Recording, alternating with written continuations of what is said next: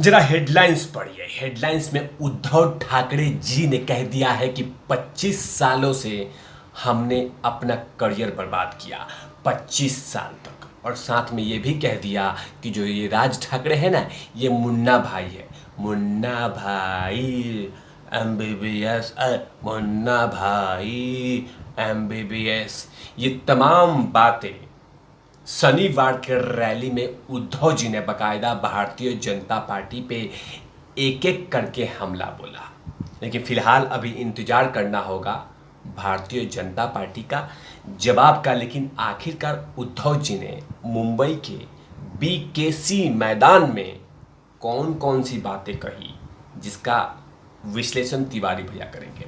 नमस्कार, आप देख रहे हैं तिवारी भैया, मैं हूं वेद प्रकाश। शनिवार के दिन बकायदा उद्धव जी बहुत लंबे अरसे के बाद शिवसेना के रैली में बकायदा आए और जमकर भारतीय जनता पार्टी पे सवाल, लांछन, ये तमाम चीजें उड़ा दी। पहली बात उन्होंने कह दिया कि हम 25 साल तक अपना करियर बर्बाद किए भारतीय जनता पार्टी के साथ रह के। साथ में उन्होंने ये भी कह दिया कि आरएसएस का कोई योगदान नहीं है इस देश में। आरएसएस ने कभी भी आज़ादी के टाइम पे कुछ किया है क्या? साथ में उन्होंने ये भी कह दिया कि हिंदुत्व का आईना भारतीय जनता पार्टी ने लिखा है। हमने अपना एग्जाम्पल सेट कर दिया बाबरी मस्जिद को गिरा के। अब वो भी शिव सैनिक ने गिराया था, बकायदा भारतीय जनता पार्टी के नेता ने नहीं। साथ में उन्होंने ये भी कह दिया कि ये वो वाली बीजेपी नहीं है जो अटल बिहारी वाजपेयी जी की बीजेपी थी। अटल बिहारी वाजपेयी जी की बीजेपी एक शानदार बीजेपी थी। लेकिन ये जो मोदी जी की बीजेपी है, ये बिल्कुल अहंकारी है, ये बीजेपी की मिलावट है। ये तमाम बातें कह रहे हैं। बहुत लंबे अरसे के बाद उद्धव ठाकरे जी बकायदा एक रैली में आए थे शिवसेना के, और उस रैली में जमकर सवाल पूछ दिए। यहाँ तक कि देवेंद्र फडणवीस से भी बहुत सारे बातें पूछ डाले कि आप हमें नहीं सिखाएंगे कि हिंदुत्व क्या होती है। लेकिन याद रहे उद्धव जी, आपने जो जो बातें कही है इसका जवाब तो भारतीय जनता पार्टी देगी, क्योंकि भारतीय जनता पार्टी में ऐसे ऐसे जवाब देने वाले व्यक्ति हैं जिसका कि कोई जवाब नहीं। पहले हैं किरीट सोमैया जी, जो जवाब देते हैं तो उनको मुंबई पुलिस उठा लेती है, यहां तक कि उनके मुंह में ताले लगा दिए जाते हैं। दूसरे हैं नीतीश राणे और उनके पिता नारायण राणे, जब बोलते हैं तो उनको भी मुंबई पुलिस उठा लेती है, मतलब उनके भी मुंह पे भी ताले लगा दिए जाते हैं। तीसरे हैं राम कदम, जो विधायक हैं, जब वो भी कुछ बोलते हैं तो उन पे भी कार्रवाई हो जाती है। उसके बाद एक भारतीय जनता पार्टी के यंग नेता हैं मोहित कंबोज, जब सवाल पूछते हैं तो उन पे भी हमला हो जाता है। उसके बाद हैं देवेंद्र फडणवीस साहब, मतलब कि ब्रह्मास्त्र, जब वो जवाब देते हैं तो सबका मुंह बंद हो जाता है। मतलब लिस्ट बहुत बड़ी है भारतीय जनता पार्टी की। लेकिन फिलहाल ये बात होगी कि उद्धव जी ने भारतीय जनता पार्टी पे कौन कौन से बातों को लेकर सवाल उठाया और राज ठाकरे की भी बखिया उधेड़ दी और सीधा कह दिया कि ये तो मुन्ना भाई है।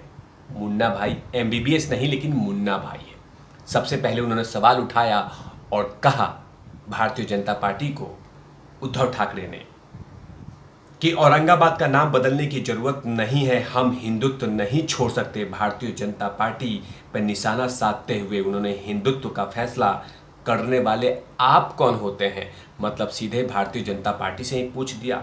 साथ में उन्होंने कहा कि हमें बताए कि आपने हिंदुत्व के लिए क्या किया है, मतलब भारतीय जनता पार्टी बताइए कि आपने हिंदुत्व के लिए क्या किया है। लेकिन हमने तो बाकायदा बाबरी मस्जिद पे शिवसैनिक ने ही उनको गिराया था। ये बातें खुलेआम उद्धव ठाकरे जी ने बोल दिया।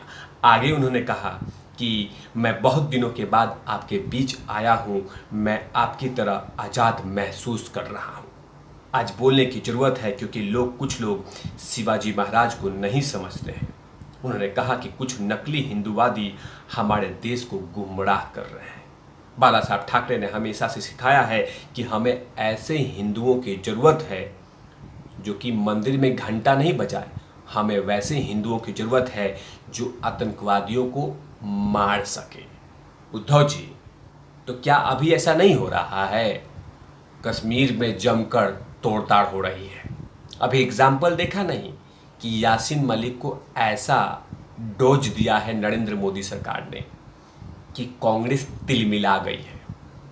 जिस यासीन मलिक को कांग्रेस जीजाजी बना के रखती थी, जिस यासीन मलिक के लिए रेड कारपेट लगाती थी, जिस यासीन मलिक के लिए कांग्रेस के नेता तलवे चाटते थे, जिस यासीन मलिक के लिए बाकायदा उसके रूम को, मतलब जो दिल्ली में स्थित रूम था, उसको कश्मीर की तरह ठंडक बनाया जाता था, कहवा बनाया जाता था, उन तमाम सुविधाओं को नरेंद्र मोदी ने छीन लिया।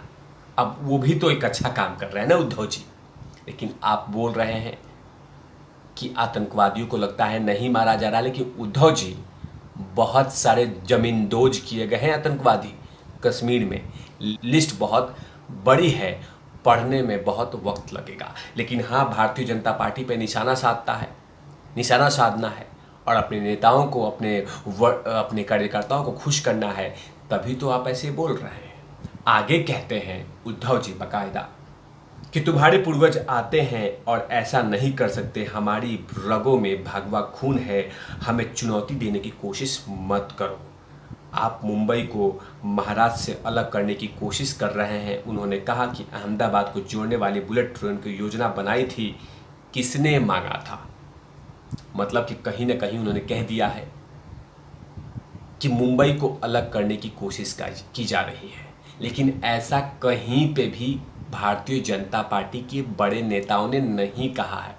लेकिन भ्रामक प्रचार को लेकर लगातार अपने वोट बैंक को बटोरने के लिए उद्धव जी ने ऐसी बातें कही और कह दिया कि मुंबई को अलग करने की कोशिश कर रहे हो तो ये भूल जाओ, ये सपना कभी सफल नहीं होने देंगे।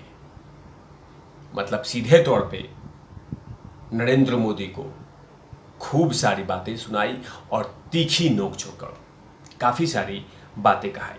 आगे कहते हैं कि भाजपा वैसी नहीं है जैसे अटल बिहारी वाजपेयी के समय थी। वो क्या पढ़ाते हैं? टोल करना, झूठ बोलना, और एकमात्र नुकसान यही है कि आपकी तरह झूठ हम नहीं बोल सकते हैं। हमारा हिंदुत्व हमें झूठ नहीं बोलने देता। उद्धव जी, आप ऐसे कहेंगे? बताइए उद्धव जी, आप बोलते हैं कि हमें झूठ बोलने नहीं देता, तो जरा ये बताइए कि बाला साहब ठाकरे जी ने क्या कहा था कि हम कांग्रेस से हाथ नहीं मिलाएंगे। आज जो कांग्रेस से हाथ मिलाएगा वो क्या कहलाएगा? वो तो उद्धव जी बाकायदा बाला साहब ठाकरे जी ने कहा था। और आप झूठ नहीं बोलते, चलिए हम मानते हैं कि आप नहीं झूठ बोलते, लेकिन आपके कुछ नेता तो झूठ बोलते हैं ना। जैसे संजय राउत जी कह दिया था कि हमने कुछ पैसा वैसा नहीं लिया था जब ईडी ने नोटिस दिया था, लेकिन जैसे ही ईडी ने नोटिस दिया और दबाव बनाना शुरू किया तो चुपके से जाके पैसा पहुंचा दिया। ये भी तो बात है। साथ में ऐसे बहुत सारे नेता हैं जो लगातार महाराष्ट्र की भ्रष्टाचार में डूबे हुए हैं। ऐसे कितने नेता हैं, कितने मंत्री हैं जो कहीं ना कहीं किसी न किसी तरीके से लिप्त पाए गए हैं। उद्धव जी, एक तो ऐसे मंत्री हैं जो कि बाकायदा दाऊद के बिजनेस को फल फुला रहे हैं, उस पर खाद यूरिया डाल रहे हैं, उनको पाल पोस के बड़ा कर रहे हैं।